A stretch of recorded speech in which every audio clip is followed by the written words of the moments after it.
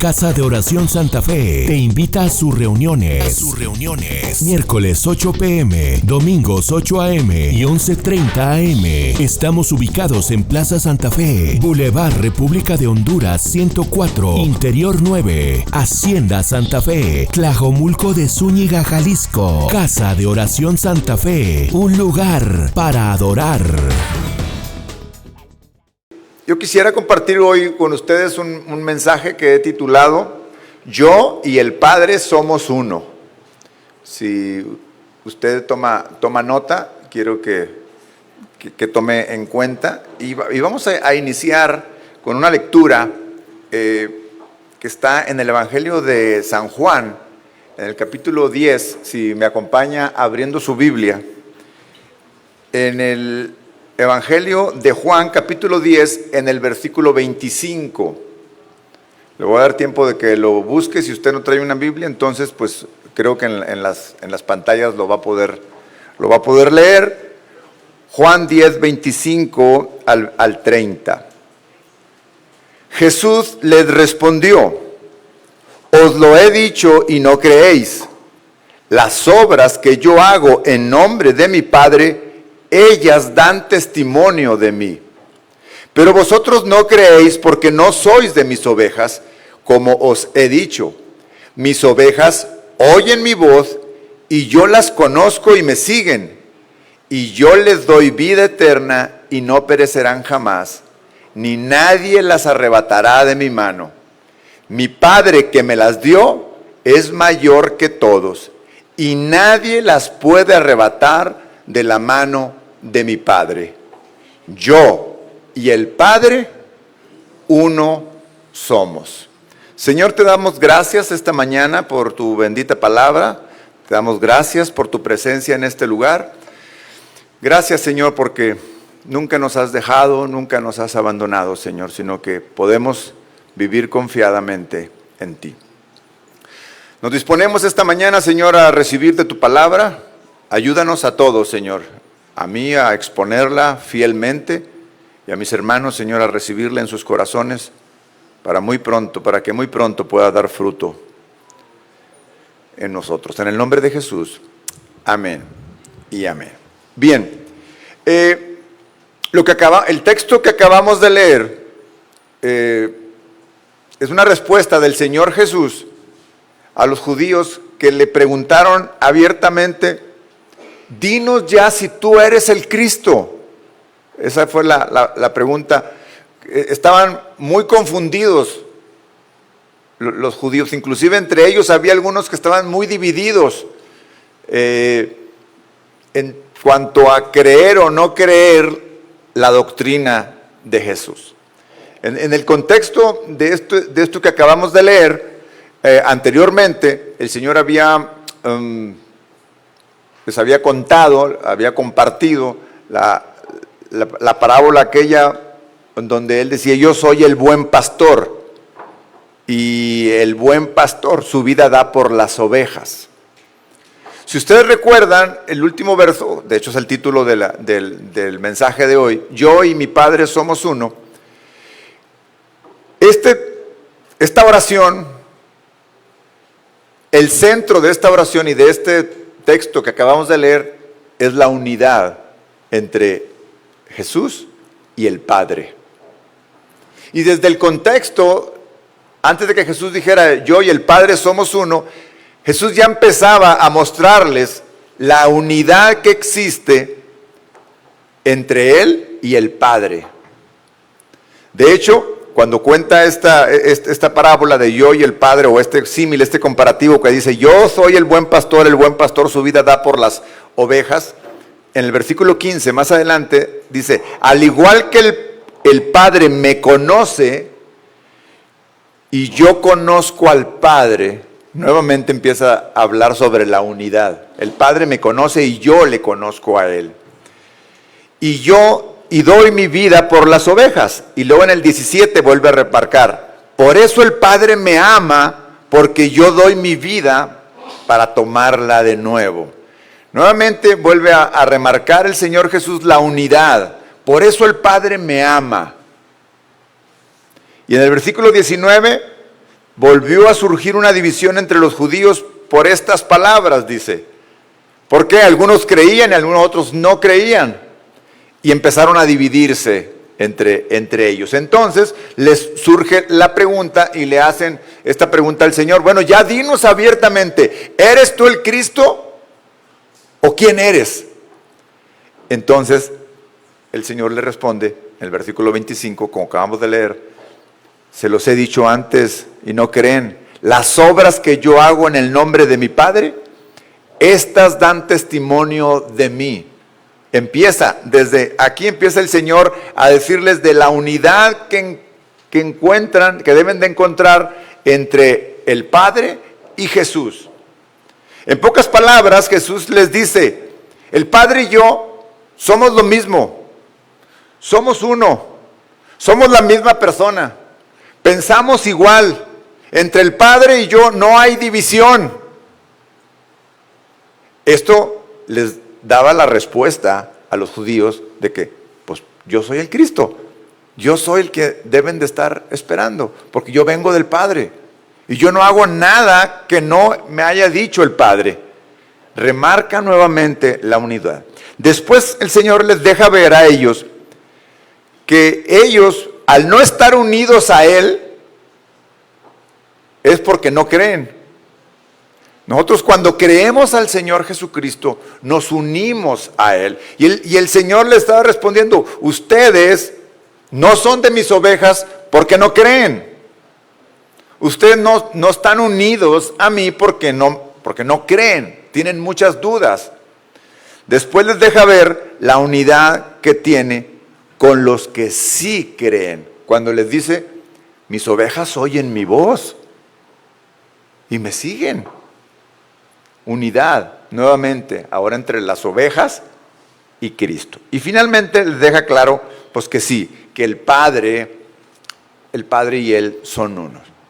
Hoy yo quiero, el centro del mensaje que quiero compartir con ustedes, es precisamente sobre la unidad entre Jesús y el Padre, la unidad entre la iglesia y Dios, la unidad entre la familia con Cristo, y muy particularmente quiero en la parte final de la unidad en Cristo entre padres e hijos. Este es el mensaje y así lo voy a ir desarrollando hacia adelante. La unidad. El Evangelio de Juan, si ustedes leen detenidamente, constantemente el Evangelio de Juan remarca la importancia de la unidad. Por ahí se dice que la unidad hace la fuerza, ¿no? Que por ahí se dice también: divide y vencerás. ¿Se ha escuchado estas frases? Bueno, el Evangelio de Juan refuerza muchísimo el tema de la unidad. De hecho, en el capítulo 14, casi todo el capítulo 14 habla sobre la unidad. Este capítulo 14 es cuando el Señor Jesús está anunciándole a sus discípulos que está próximo a partir, que ya su partida se acerca. Y curiosamente, en este contexto de que Él les está diciendo que ya se va a ir, que ya no va a estar con ellos más, les habla sobre la unidad. Todo el capítulo 14 tiene 31 versículos, de los cuales, de estos 31, 13 de ellos hablan directamente sobre unidad. Veamos algunos de ellos. Por ejemplo, desde que empieza en el versículo 1, dice: creen en Dios, crean también en mí. Habla de la unidad que existe entre Dios el Padre y Jesús. En el versículo 6 dice: nadie viene al Padre sino por mí. Habla nuevamente de la unidad entre el Padre y Jesús. En el versículo 7 dice: si me han conocido a mí, también conocerán a mi Padre. Jesús y el Padre uno son. En el versículo 9 dice: el que me ha visto al Padre. En el versículo 10 dice: las palabras que yo les hablo, no las hablo de mí mismo, sino que el Padre que mora en mí hace sus obras. El versículo 11, créanme que yo soy en el Padre y el Padre en mí.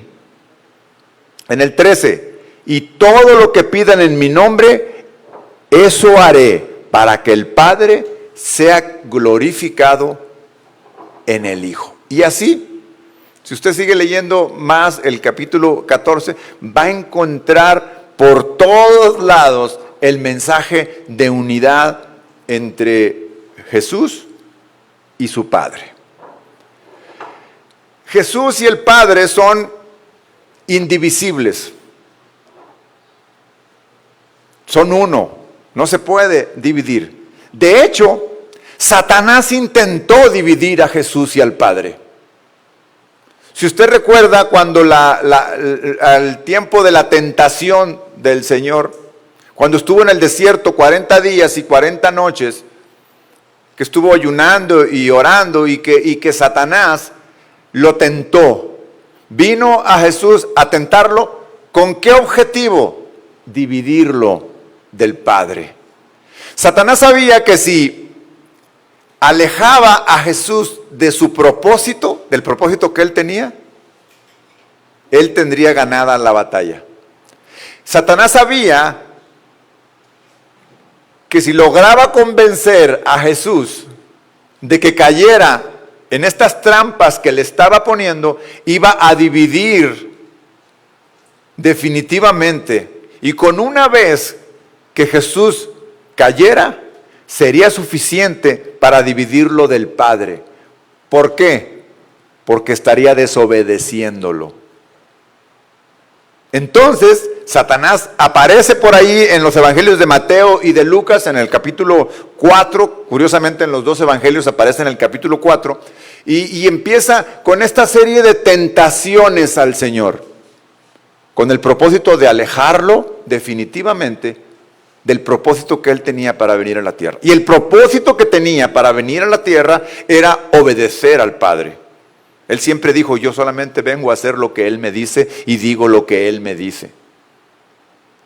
Y aparece entonces y le dice, si eres hijo de Dios, lo pone en duda la unidad de Jesús con Dios, el Padre, y le dice, si eres hijo de Dios,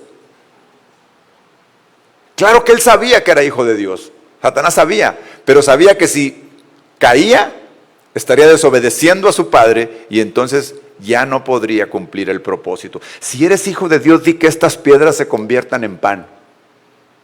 Y el Señor no cayó. Se mantuvo en unidad con su Padre. No lo logró. Va de nuevo, si eres hijo de Dios, échate abajo porque escrito está, a sus ángeles mandará.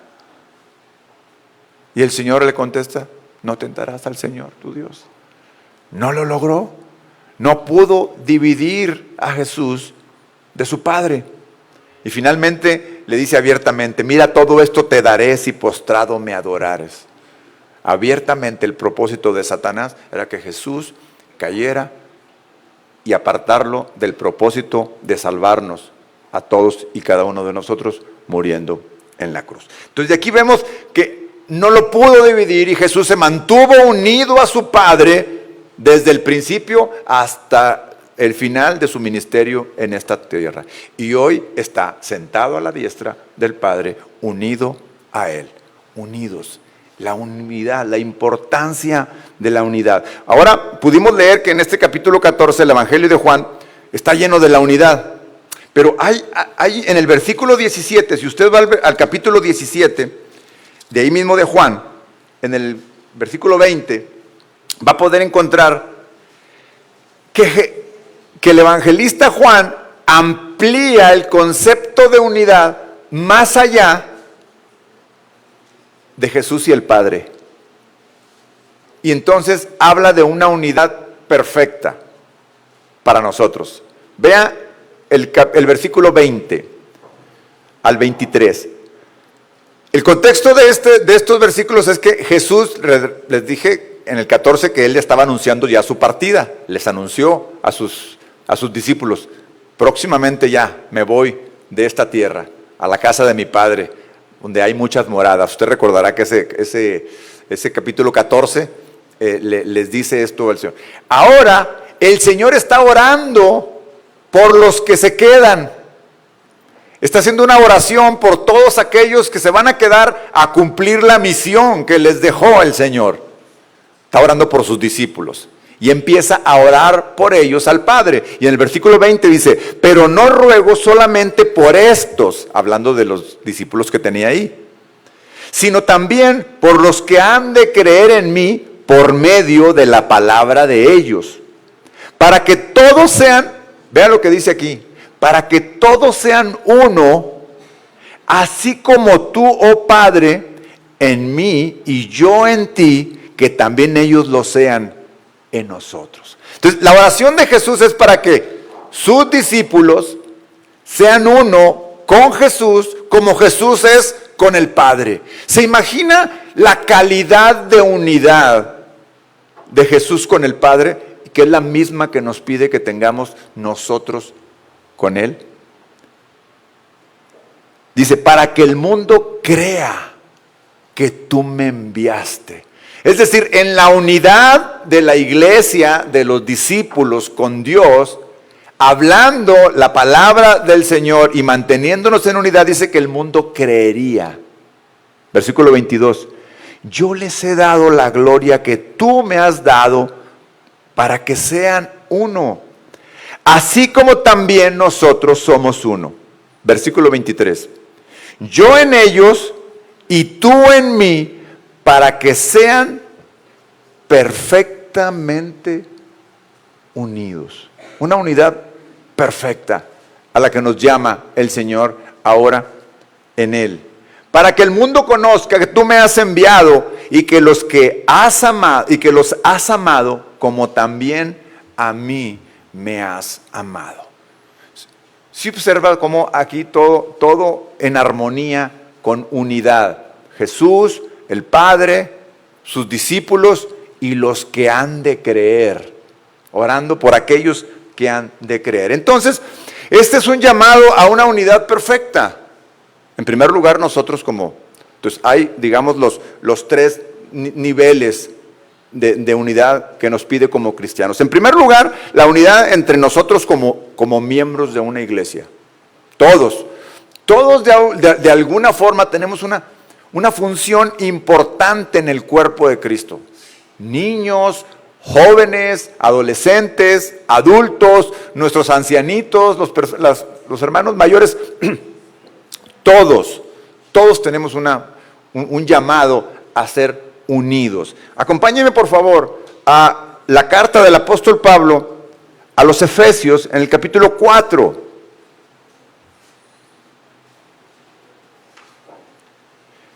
Versículo 1 dice, por eso yo, prisionero en el Señor, les exhorto a que anden como es digno del llamamiento con que fueron llamados, con toda humildad y mansedumbre, con paciencia, soportándose los unos a los otros en amor, procurando con diligencia guardar ¿qué? La unidad del Espíritu. ¿En el vínculo de qué? De la paz. Se puede dar cuenta cómo el producto de la unidad es la paz. Como resultado de mantenernos unidos, obtenemos paz.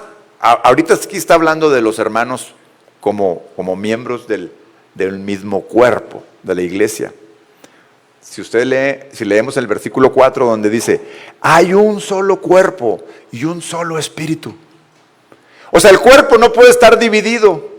Hablando precisamente de que en la iglesia, en la congregación local, no puede haber divisiones. Porque recuerde que eso es justamente lo que Satanás pretende, dividir. Él quería dividir a Jesús de su Padre. Si dividía, vencía. Y muchas veces ese es el tema, uno de los retos de un pastor en su congregación, mantener a la iglesia unida. Mantener a la iglesia en un mismo sentir, en un mismo espíritu. Que la congregación pueda seguir de alguna forma lo que el Señor está enseñándonos, está mostrándonos, y que todos unidos todos unidos permanezcamos, y entonces es cuando el Señor manifiesta en cada uno de nosotros y en la iglesia como tal, la paz esta de la que habla, en el vínculo de la paz. Dice, hay un solo cuerpo y un solo espíritu, así como han sido llamados a una sola esperanza de su llamamiento. ¿Ven cómo hace énfasis en un solo cuerpo, un solo espíritu, una sola esperanza? Uno es unidad. El número uno no se puede dividir. El 2, sí. El 3 también. Pero el 1 no se puede dividir. Una sola esperanza. Luego sigue un solo Señor, una sola fe, uno solo. Uno es un gran desafío para nuestros pastores mantener a los hermanos en unidad. ¿Por qué? Porque cada uno de nosotros tenemos ideas diferentes, sentidos diferentes, pensamientos diferentes. Los del grupo de la alabanza, a unos les gusta tocar de una forma y a otros de otra, o cantar de una forma, pero ¿para qué ensayan? Para unirse, para ensamblar todo lo que tienen. Porque en la unidad hay armonía, en la unidad hay paz. Ok, habla respecto a la unidad en la iglesia. Vayamos al siguiente nivel de esta unidad perfecta, la unidad en la familia. ¿Cuán importante es la unidad en la familia? Empezando por las cabezas, porque de ahí parte absolutamente todo un desafío. ¿Sí o no? Díganme los esposos que están aquí. Todo un desafío mantener la unidad, porque siempre en el diario vivir hay cosas que se nos presentan justo para dividirnos. En opiniones, en gustos, bueno, en infinidad de cosas. Hasta de la cosa más pequeña puede surgir una gran división. Cosas pequeñas, pequeñísimas.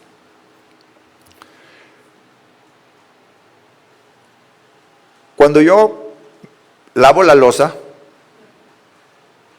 cada quien tiene forma diferente de lavar la loza, ¿no? A mí, por ejemplo, me gusta sacar todo de la tarja, acomodarlo afuera y luego ir lavando de uno por uno. A mi esposa le gustaba lavar todo adentro. Y siempre, oye, ¿por qué lo lavas así? Yo le decía, bueno, así me gusta a mí. O otra, ahí le va otra. Una vez que lavábamos los cubiertos, a mí me gusta poner los cubiertos con lo que usamos, es decir, el tenedor, la cuchara, para arriba. ¿Por qué? Porque yo digo, abajo está sucio, por higiene. Ya le gustaba ponerlo hacia abajo, el cuchillo. Dice, porque es peligroso que el cuchillo esté arriba. Y los dos teníamos razón, ¿sí o no? Solamente que la óptica es completamente diferente y créame, por cuestiones como esas puede haber una guerra. Puede haber... Entonces tenemos que estar conscientes que hay que procurar la unidad, que tenemos que buscar la unidad. La Biblia contempla esto. Yo veo a algunos de ustedes que ya están sonriéndose porque se están acordando de cuáles son las diferencias que tienen, ¿no? Todos, yo les dije esas cosas tan simples, pero de ahí súbanle el nivel de dificultad de cada diferencia que hay. Bueno, la Biblia considera la unidad en la pareja, en el matrimonio. Efesios capítulo, de hecho en Efesios y en Colosenses prácticamente está el mismo mensaje del apóstol Pablo, pero vayamos a Efesios capítulo 5, en el versículo 22, también en el 25 y en el 31. Y vea cómo hay un balance perfecto en la instrucción que da a unos y a otros. Dice, las casadas estén sujetas a sus propios maridos. Para algunos esto, algunas no les gusta mucho esto porque hay desventaja. Yo soy el que me sujeto. Pero la verdad es que si lee completamente todo el contexto, se va a dar cuenta que dice someteos unos a otros. Pero aquí está poniendo un balance en en particular. Dice, sujetas a sus propios maridos como al Señor. Y en el versículo 25 dice, esposos, amen a sus esposas. ¿A quién cree que se lo puso más difícil? ¿A él o a ella? A veces que amar no es tan fácil, hermanas.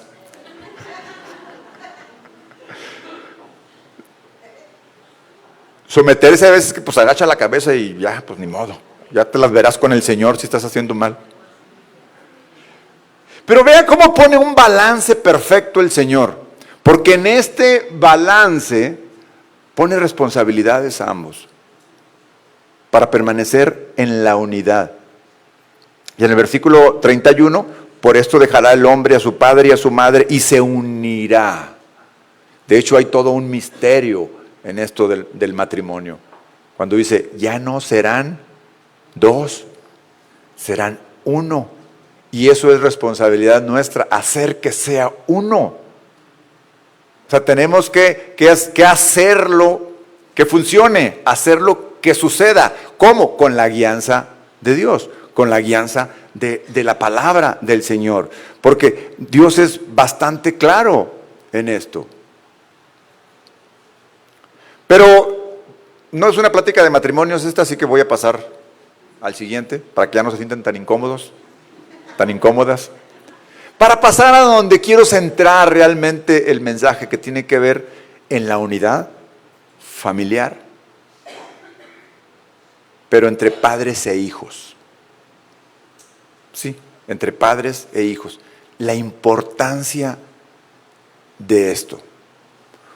Ustedes saben que mi trabajo principalmente es con adolescentes. Y yo veo todos los días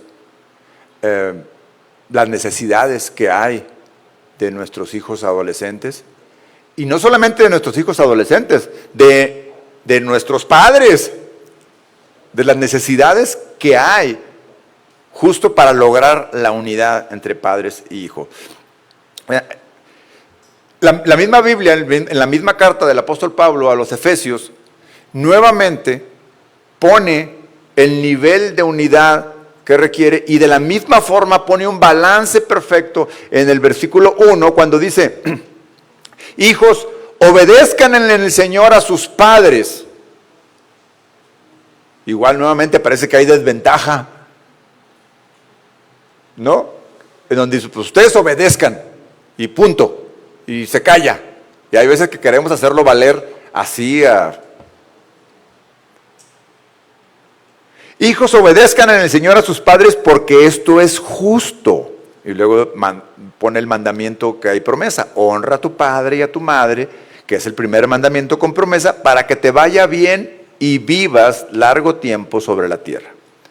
Pero el Señor no lo deja ahí enviando una responsabilidad solamente a los hijos, sino que en el versículo 4 dice, y ustedes padres no crean que se me escapan. Cuando leo, y ustedes padres creían que se me habían olvidado. No. Y ustedes padres no provoquen a ira a sus hijos, sino críenlos en la disciplina y la instrucción del Señor. Wow. Todo un desafío, ¿no? Porque por un lado tenemos a nuestros hijos que se irritan fácilmente, son de mecha corta, dice por ahí, algunos son y por otro lado tenemos a unos padres que no sabemos cómo hacerlo. Entonces es la combinación perfecta. ¿Para qué? Para la división, para la separación. Mis padres no me entienden, no me comprenden, tú eres un flojo, mira nada más, no haces nada, y empieza. Sí, en familias cristianas, o sea, no estoy hablando yo no ministro a mundanos, yo ministro a cristianos. ¿Les suena parecido esto? ¿Les suena algo familiar? Yo soy padre, tengo 2 hijos y fueron adolescentes. Y los mismos errores cometí. y los mismos errores cometimos. Pero en la palabra de Dios hay un balance perfecto. Y entonces lo que está haciendo es dando responsabilidades, ¿sí? Si bien hecho, bien le dice a ustedes tienen que obedecerlos y tienen que someterse a ellos y honrarlos, pero ustedes tienen que cuidar no ejercer una autoridad que es indebida, porque justamente es lo que provoca ira. En Colosenses dice, no los irriten. Y en Efesios dice, no los provoquen a ira. ¿Qué es lo que pasa? Es bastante interesante. Estos versículos nos ponen un panorama de, para muchos de ustedes, sus hijos ya crecieron. Yo veo algunas cabecitas blancas que pues ya como los hicimos, pues ya ni modo, ya están ahí, ahora sí que el Señor haga la obra en ellos. Pero hay algunos otros que gracias a Dios están con sus hijos aquí. O probablemente las cabecitas blancas pues puedan ayudar a sus hijos con sus nietos, a compartirles esto. Si entendemos que lo natural debería de ser que los hijos obedecieran a los padres, tan solo como resultado de que pues yo soy el papá. ¿No? Pareciera que es un resultado natural. Y que un padre, por el hecho de ser padre, pues debería de amar a sus hijos. O sea, es como el resultado natural. Es lo que deberíamos de esperar en términos normales. Que un hijo se someta a su padre y que su padre ame a su hijo. Pero no debemos ignorar que el pecado destruye lo natural. Que el pecado corrompe. El pecado ha venido a corromper todo aquello que Dios hizo bueno. Todo aquello que Dios hizo perfecto. Cuando el pecado entró a la humanidad, todo aquello que era bueno, agradable y perfecto, de manera natural, vino a corromperse. Y en eso están las relaciones familiares y las relaciones entre padres e hijos. Lograr este balance no es fácil, requiere de intencionalidad, requiere que lo hagamos intencionalmente. Padres que tienen todavía a sus hijos, debemos de considerar que esto se debe de hacer intencionalmente. Lograr este balance requiere conocimiento de la otra persona. Porque creemos que conocemos a nuestros hijos y realmente nos llevamos cada sorpresa cuando se nos revela algo de su carácter, de lo que piensa, de lo que siente. Para conocer a la otra persona se requiere algo que no sabemos hacer porque hemos dejado de practicarlo: conversar. Sí, conversar. Conversaciones profundas, de contenido edificante, de información que nos hace conocer a la otra persona. En estos días existe un total desconocimiento de cómo llevar una conversación entre padres e hijos. Yo no recuerdo de mi adolescencia o de mi juventud una conversación profunda con mis padres. Mis padres no conocían a Cristo. No podemos esperar, y yo tampoco. ¿Cómo? Estábamos totalmente afectados por la corrupción del pecado, y entonces, por la pura gracia de Dios, estoy aquí. Por la pura gracia de Dios, después ya en su vejez, mis padres conocieron al Señor, pero en la plenitud de la juventud de ellos y de mi adolescencia, no sabíamos cómo hacerlo. Bueno, les platico, o sea, yo ya como cristiano, con mis hijos, todo un desafío, pensando que lo estaba haciendo bien. Mis hijos ahora ya están grandes y podemos conversar, podemos tener conversaciones profundas. Y curiosamente, más ahora que su madre ya no está. hemos tenido las mejores conversaciones de nuestra vida. Claro, son cristianos, son adultos, pero lo que he llegado a conclusión es que cuando más me necesitaban, cuando eran adolescentes, no estaba. O sea, no estaba presente, estaba mi cuerpo ahí. ¿Sí? ¿Qué es esto? Resultado de la corrupción, del pecado que hay en todos lados, que pensamos saber, pensamos conocer, pero la verdad es que no, porque tenemos que ser intencionales. Tenemos que conversar. Hay una gran necesidad en las familias en general y muy particularmente hay una gran necesidad en la relación de padres e hijos. Hermanos, al igual que Satanás intentó separar a Jesús del Padre, hoy está intentando separar a los hijos de sus padres. Está intentando destruir las familias. Tenemos que ser intencionales, o sea, cuando digo intencional, tenemos que saber esto y tenemos que actuar. No podemos dejarlo pasar, porque nos va a ganar la batalla. Muchas familias cristianas tienen problemas muy serios de relaciones padres e hijos. Todo esto a causa de la corrupción del pecado, a causa de que desconocemos.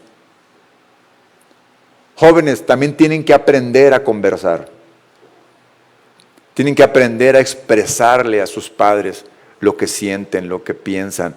Pero, ¿por qué no lo hacen?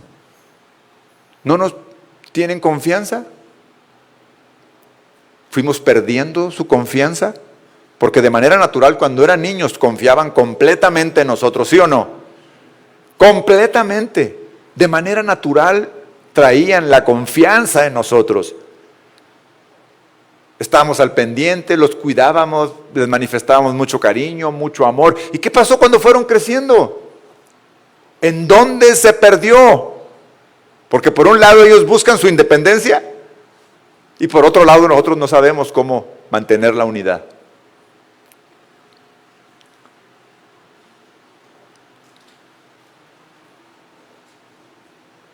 Una ocasión llegó una madre a pedir consejería, muy angustiada esta madre llegó, así como urgente, pastor, me urge, por favor, deme una cita, ok, pásale, hermana.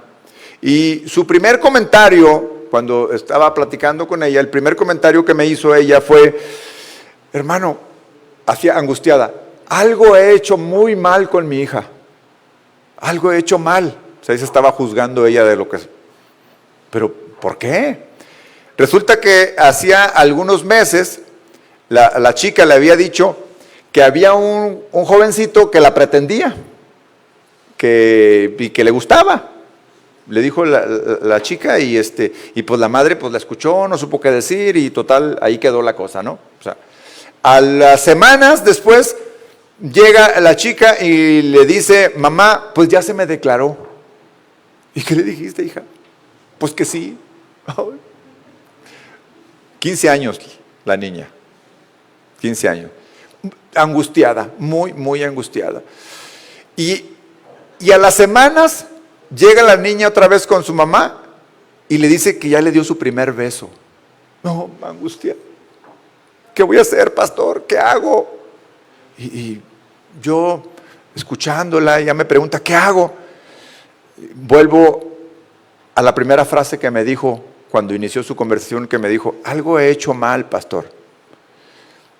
Hermana, yo creo que algo ha hecho bien y no se ha dado cuenta. O por lo menos tiene enfrente de usted la oportunidad de hacer algo bien. ¿Sabe usted cuántas madres desearían que su hija le cuente lo que le está contando la niña? ¿Tiene idea de cuántas madres dirían, wow, tiene delante de usted una oportunidad de oro de conversar? Porque la niña está abriendo su corazón con usted. Porque la niña le está contando sus sentimientos. Porque quizás la chica le está contando sus miedos y no sabemos que lo que está diciendo es, ¿qué hago, mamá? ¿Por qué? Porque como padres tenemos en mente meter todo en orden rápidamente. Y estamos oyendo, pero no escuchamos. Oímos para obtener información, para meter control rápido. En este caso la hermana ni siquiera eso hizo, meter control, o sea, se quedó paralizada, no supo qué hacer. Hermana, tiene frente a usted una gran oportunidad de conversar, yo le aseguro que a la primera pregunta que usted le haga a su niña, va a sacar todo lo que tiene, porque ya le dijo lo más difícil. ¿Cuántos de ustedes su hija ni le avisó cuando tuvo su primer novio? ¿O usted ni le avisó a su mamá cuando tuvo su primer novio? ¿No lo ve así? ¿No cree que es una oportunidad de oro conocer lo que hay dentro del corazón de nuestros hijos? Y se vale, ay hija, pues no sé, tengo miedo. O sea, que la mamá también diga, no sé, tengo miedo, oremos. Conversar es algo que hemos perdido. Ella confió en su madre, le abrió su corazón. ¿Cuántos de nosotros quisiéramos realmente que nuestros hijos confiaran así, de esa manera? Conversar es algo que como padres hemos perdido, hemos dejado a un lado. ¿Cuántas veces le ha sucedido a usted que su hijo están juntos y están en completo silencio, en la misma habitación? O vamos en el coche a llevarlo a la escuela o vayamos caminando a algún lugar y no tenemos una conversación profunda, algo que tenemos que ser intencionales. Una buena forma de iniciar una conversación no es haciéndole preguntas a nuestros hijos, porque, ay papá, ya vas a empezar a sacarme la sopa. La mejor forma de iniciar una conversación con nuestros hijos es nosotros platicándoles. Ahora he tenido la oportunidad de tener conversaciones profundas con mi padre, ahora que él es cristiano. Y me platica todo, lo que no nos platicamos en toda nuestra vida de hijo soltero. Ahora me platica lo que era cuando era niño. Estoy conociendo de su niñez, de dónde vivía, de dónde se cambió con sus hermanos, lo que siente, y conversaciones largas. En ocasiones hasta lágrimas ha habido. Profunda. Nos estamos conociendo. Mi padre tiene 82 años. Y yo tengo 58. Todo lo que tardamos para llegar a una conversación de esto. Y lo escucho. Y no lo juzgo. Y no lo corrijo. Y me he propuesto, por ejemplo, no entrar en una discusión. Porque las hay. No, ¿qué tal si lo hacemos así? Ahora está conmigo mi papá. Entonces imagínense vivir juntos, es como marido y mujer. Él también lava la loza de una forma y yo de otra.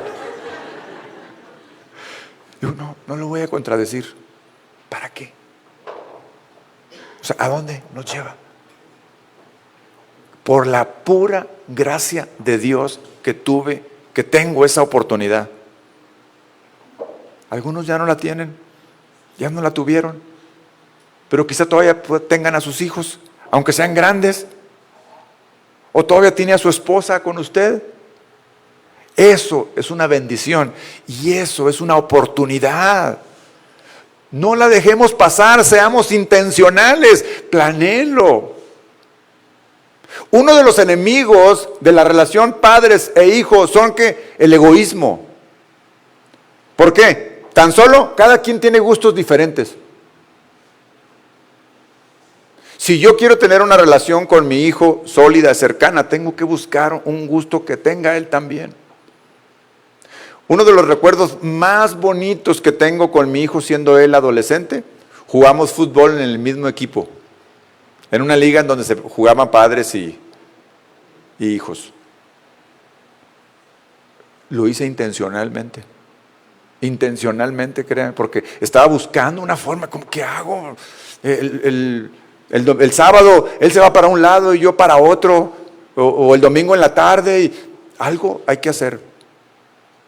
Y fue uno de los momentos, de verdad, de las experiencias más bonitas que recuerdo con mi hijo siendo adolescente. El domingo pasado,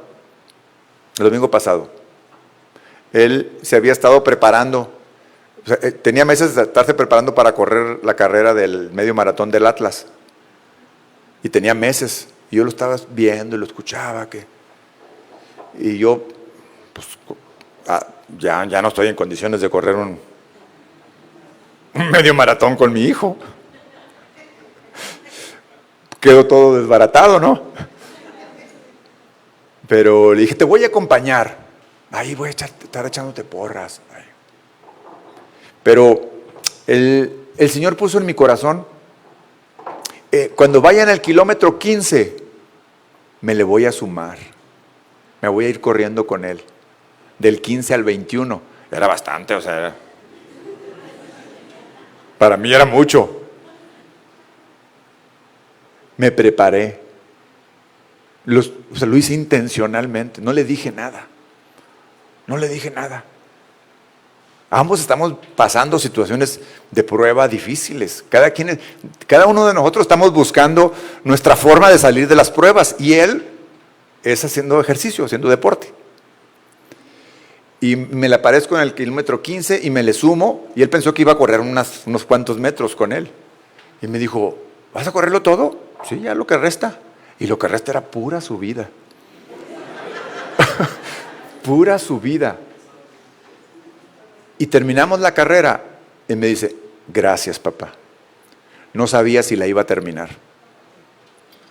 Pero cuando te sumaste, me dio tanta energía que hasta hice mis mejores tiempos, me dijo, en mis últimos kilómetros. O sea, estar juntos fue maravilloso. Fue intencional. Lo hice con toda la intención. Bueno, ese día no era domingo. No fui a la iglesia el primer servicio. O sea, mi hijo tiene una prioridad. Quiero hacerlo. ¿Sí me explico? Y tenemos que buscar esas oportunidades. Tenemos que buscar esos espacios. Porque la única forma de poder superar diferencias es conociéndonos, es abriendo nuestro corazón. Pero cuando abrimos el corazón nos volvemos tan vulnerables, tan débiles. Pues el Señor dijo, bástate mi gracia, porque en tu debilidad es donde se perfecciona mi poder. Cuando esta prueba tan difícil que estamos pasando, yo he abrazado ese versículo. ¿Me quieres débil, Señor? Aquí estoy débil. Porque yo sé que tu poder se va a perfeccionar. Y ustedes quizá tengan problemas con sus hijos o con sus padres, no lo sé. O con sus hermanos, no lo sé. Pero Dios sí lo sabe. Y el mensaje es, tenemos que hacer algo por la unidad, porque ¿saben por qué es la responsabilidad nuestra? Porque nosotros tenemos a Dios. A lo mejor tu padre no, o tu hijo no, pero tú sí. Y si tú lo tienes, no importa que te muestres débil, porque en tu debilidad su poder se va a perfeccionar. Y vas a ver milagros. Vas a ver relaciones restauradas, levantadas, hechas de nuevo. Sí es posible, como nunca he llorado con mi hijo. Como nunca. Lo hemos hecho juntos. ¿Y saben qué? En ese estar de debilidad, salimos fortalecidos. ¿Por qué? Porque abrimos el corazón. Y es duro, es duro darse cuenta que uno como pastor cometimos errores. Sí, así es. Pero la gracia de Dios es maravillosa. Tenemos esa gran bendición de que Dios está con nosotros.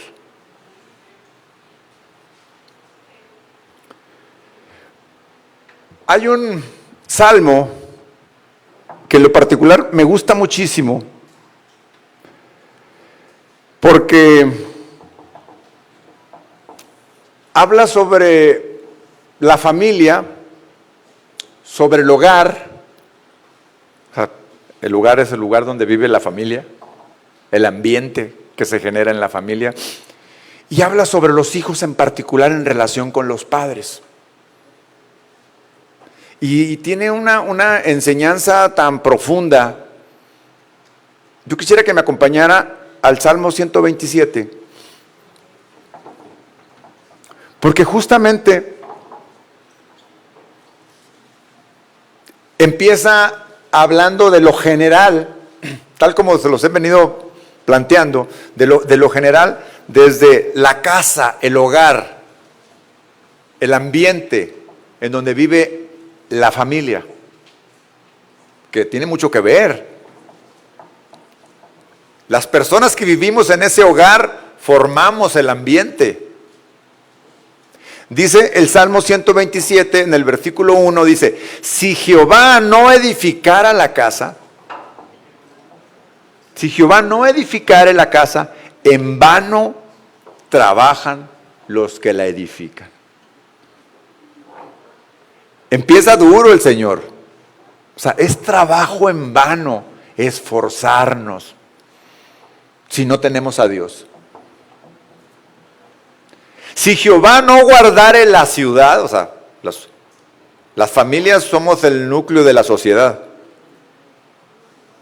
Es la célula principal de la sociedad. Ahora se amplía. Si Jehová no guardare la ciudad, en vano vela la guardia.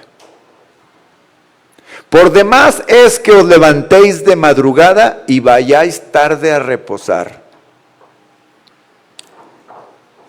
Y que comáis pan de dolores, pues a su amado dará Dios el sueño. He aquí, herencia de Jehová son los hijos, cosa de estima el fruto del vientre, como saetas en manos del valiente, así son los hijos habidos en la juventud. Bienaventurado el hombre que llenó su aljaba de ellos, no será avergonzado cuando hablare con los enemigos en la puerta. El lenguaje que se utiliza en este salmo, hay muchas cosas que no somos muy familiarizados nosotros en nuestra cultura, porque en la cultura hebrea cada uno de estos elementos que están aquí tienen un significado. Pero el hecho de que nosotros no seamos judíos o hebreos no significa que no aplican para nosotros. Por el contrario, como hijos de Dios, aplica perfectamente todo lo que está aquí. Si Jehová no edificare la casa, hablando de lo general, nos pasamos la vida como familia construyendo, haciéndole algo a la casa. Nunca acabamos de ponerle el parche, la puerta, el piso, hablando físicamente. Nunca se acaba, ya se rompió la llave, ya hay que cambiarla, ya se tapó el baño, hay que destaparlo, ya se transminó la humedad allá y estamos siempre, ¿no? Siempre estamos haciéndole algo a la casa, porque ahí vivimos y se desgasta. ¿Sí? Se desgasta. Bueno, hablando del hogar, hablando del ambiente familiar, es exactamente igual. Si Jehová no es el que edifica la casa, si no tomamos los principios bíblicos, si no tomamos la palabra de Dios como nuestra base para fundar nuestra familia, para educar a nuestros hijos, para guiar a toda la familia, en vano es todo lo que hagamos. No importa que los mandemos a la mejor escuela, a la mejor universidad, no tiene ningún sentido. Si Jehová no edificare la casa, en vano trabajan. Por demás es que os levantéis de madrugada. O sea, tanto trabajo, tanto esfuerzo, un trabajo, 2 trabajos, porque no alcanza. Y todo eso es un enemigo del tiempo con la familia. Nos salimos en nuestros tiempos. ¿Cuántos de ustedes salen a las 7 de la mañana y regresan hasta las 9 de la noche? Muchos, varios.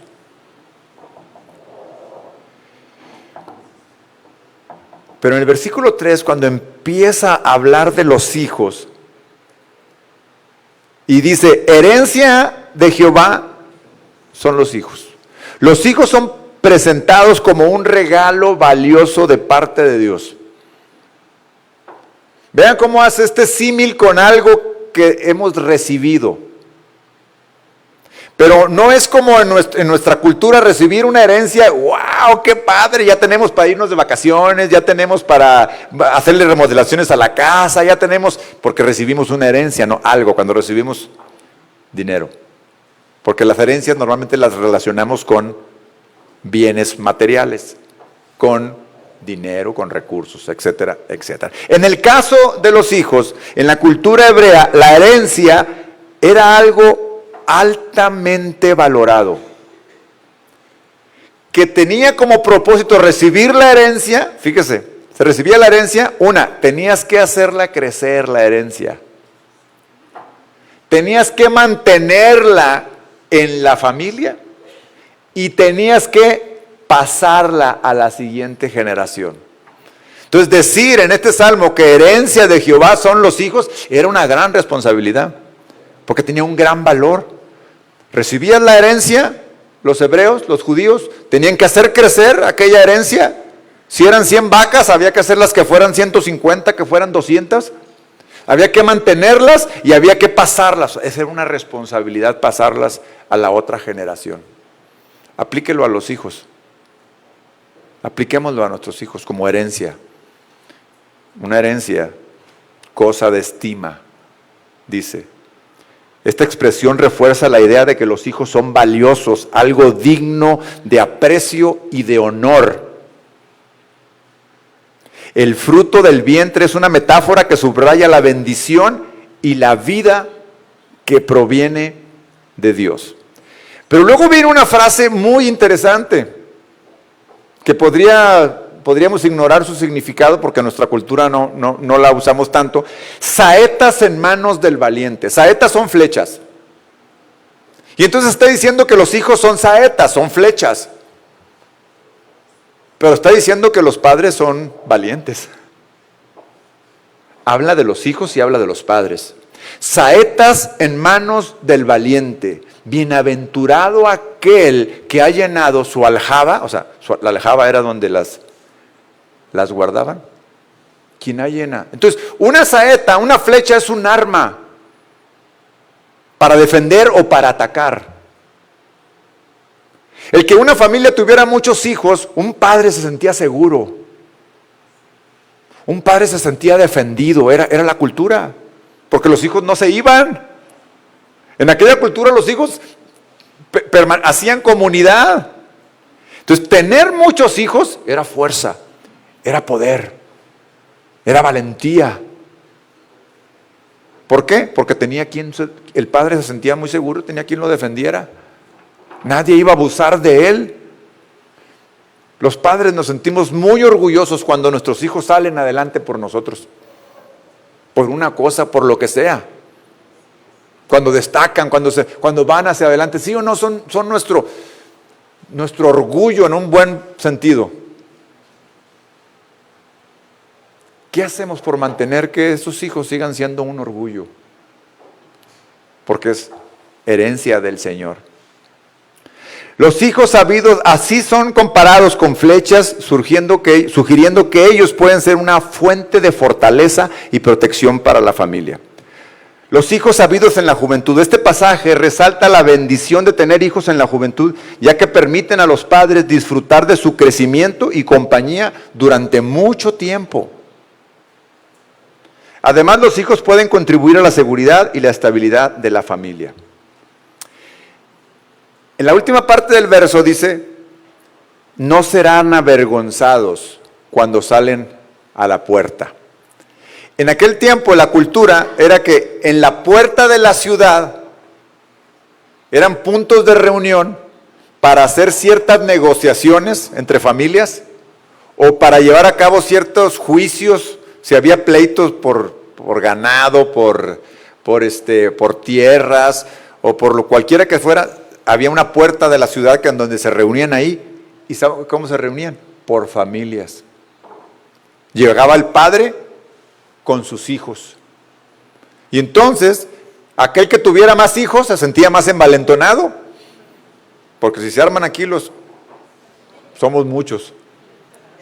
Tenía muchos argumentos. Claro que no era necesariamente por eso, pero entre más había del lado de uno, había más argumentos para ganar el pleito, para ganar el juicio, para ganar la disputa o para cerrar el negocio. Representaba fuerza. Nuestros hijos son nuestra fuerza. Y es responsabilidad nuestra llevarlos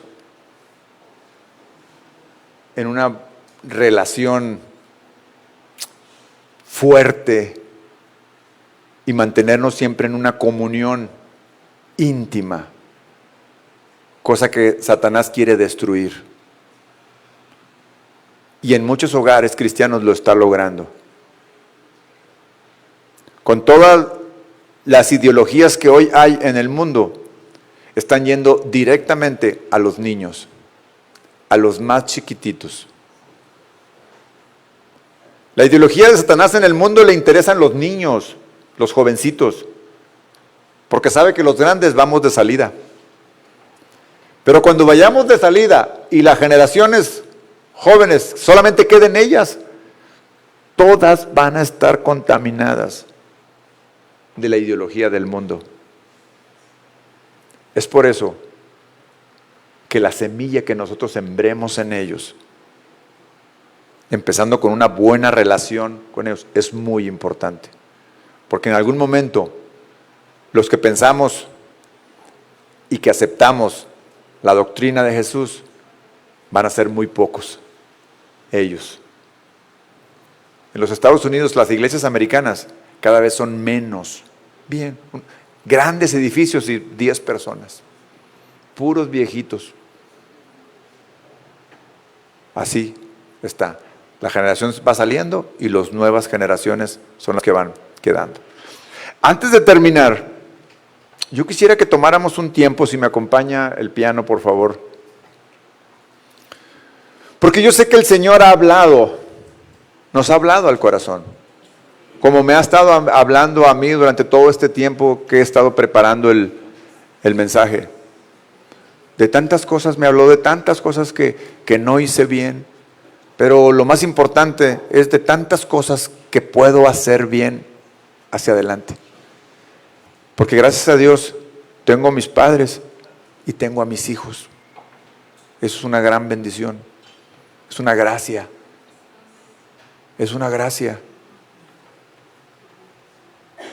Y yo quisiera que se pusieran en pie, por favor, y pudiéramos.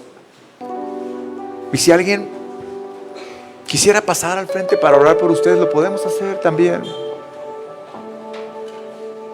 Yo quisiera que todos cerraran sus ojos y ignoren quién está al lado tuyo. O sea, claro, si son tus hijos, pues abrázalos.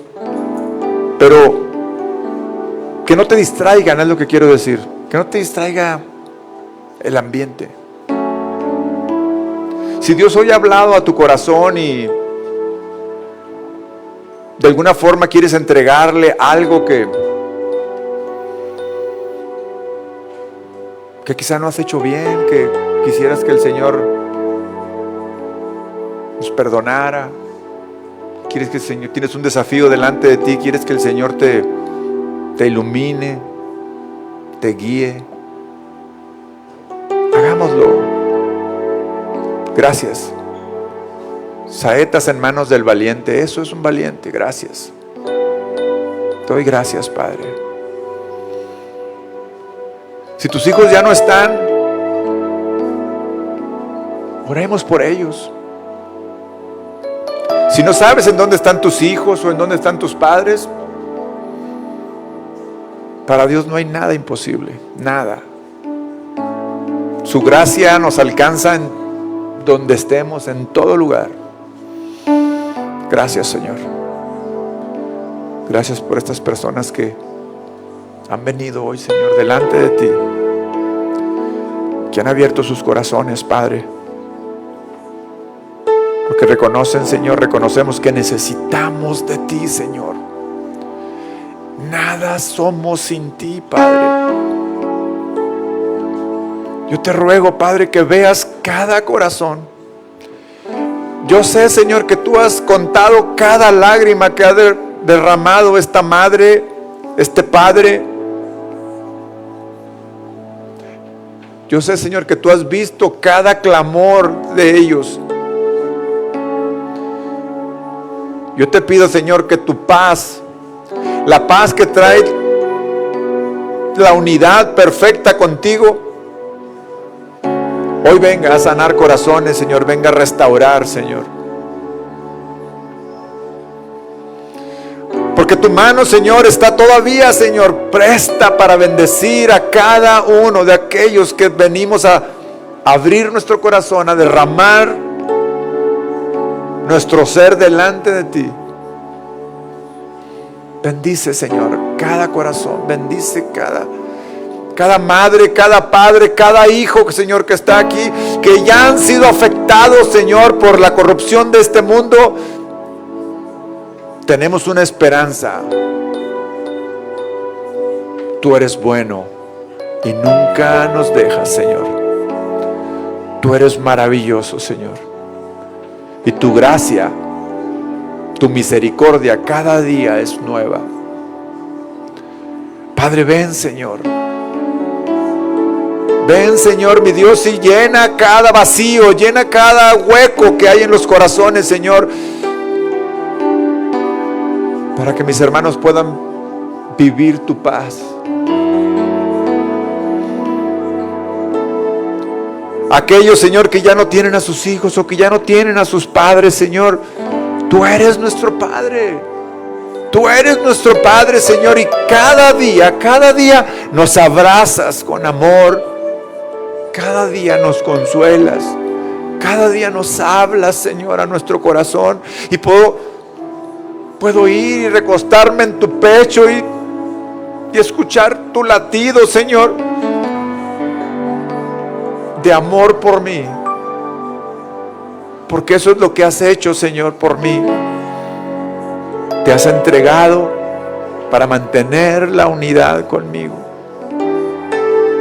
porque habíamos roto relaciones tú y yo, porque estábamos alejados, porque yo estaba alejado de ti. Pero en algún momento de mi vida me encontraste, en algún momento me alcanzaste y me abrazaste y me uní a ti. Bendice estas familias, Señor. Gracias, Padre. Gracias, Señor. En el nombre de Jesús. Tú eres bueno, Señor. A ti sea la gloria, Señor. Tú conoces cada corazón. Tú nos conoces, Señor. Manifiesta tu gloria. En el nombre de tu Hijo amado Jesucristo. Amén. Y amén. Denle un aplauso al Señor. Él nos ha visitado.